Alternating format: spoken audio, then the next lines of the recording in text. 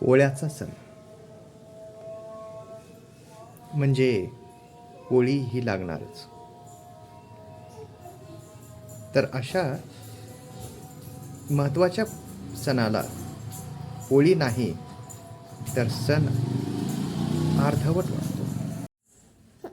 पुरण वाटण झालेलं आहे. अशा पद्धतीनं चाळणीमध्ये बारीक करून घ्या. त्यात विलायची व थोडंसं तुमच्या क्वांटिटी अनुसार जायफळ टाकून घ्या. असं मऊ पीठ तिंबून घ्या. पोळी मऊ होते.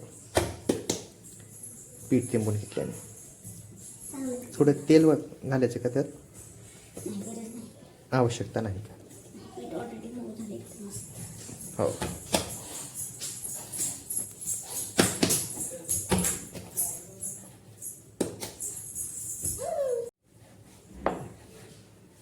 असं मऊ पीठ तिंबून घ्या. पोळी मऊ होते. पीठ तिंबून घेतल्याने थोडं तेल घालायचं का त्यात? आवश्यकता नाही का? हो.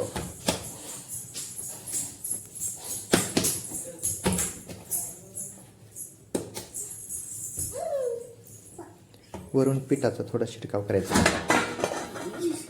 हो, लहान मुलगा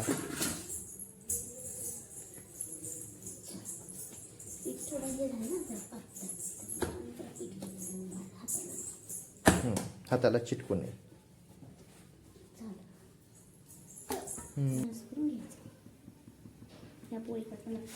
नारळाची वाटी केल्यासारखं.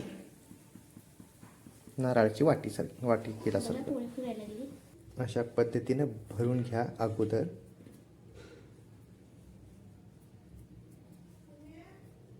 असा गोळा तयार करा. जसं आपलं मोदक राहते तसं मोदक प्रमाणे लेअर टाकायचं नाही. पुरण घ्यायच्या वेळेसच कमी घ्यायचं. पीठ कमी घ्यायचं घेतानाच आणि हलक्या हाताने लाटायचं.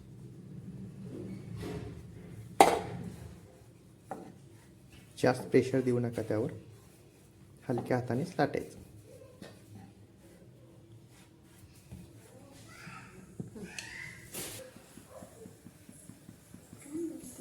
तव्यावर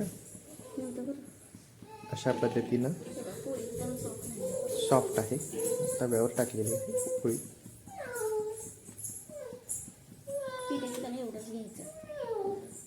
पिठाची क्वांटिटी दाखवा इकडे. खूपच कमी आहे.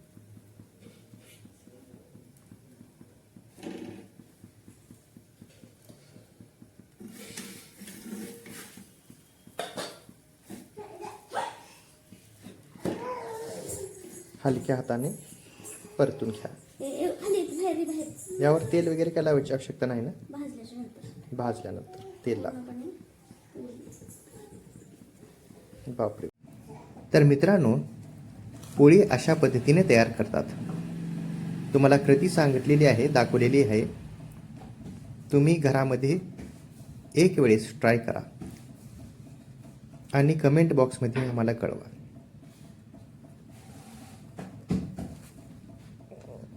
हे पुरण पोळी अशी फक्त दोन बोटाने अशी,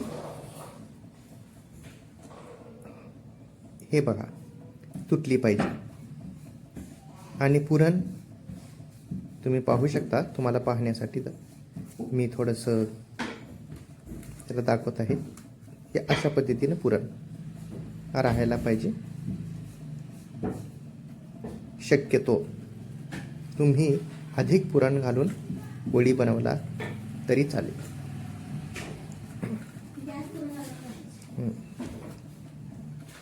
पिठाचं प्रमाण कमी आणि पुरणाचं प्रमाण जास्त घ्या. तेव्हाच तुम्हाला खुसखुशीत आणि का अशी नाजूक पोळी आणि सॉफ्ट पोळी बनवता येईल. हे पहा. दुधात टाकल्यानंतर ती एकदम विरघळायला पाहिजे. रे बघा किती हे आहेत पातळ असे पातळ असं एकदम पातळ राहिलं पाहिजे. एकदम नाजूक आहे. हे पातळ असे पुरण भरपूर आहे पातळ असं. हे बघा पापड खूप सुंदर पोळी आहे. एक वेळेस घरामध्ये तुम्ही ही ट्राय करा. तर मित्रांनो, पुढच्या रेसिपीसाठी कमेंट बॉक्समध्ये सांगा.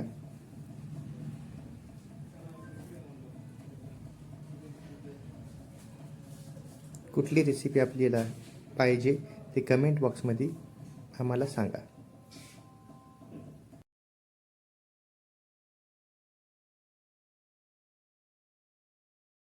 करा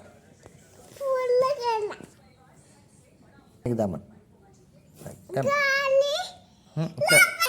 म्हण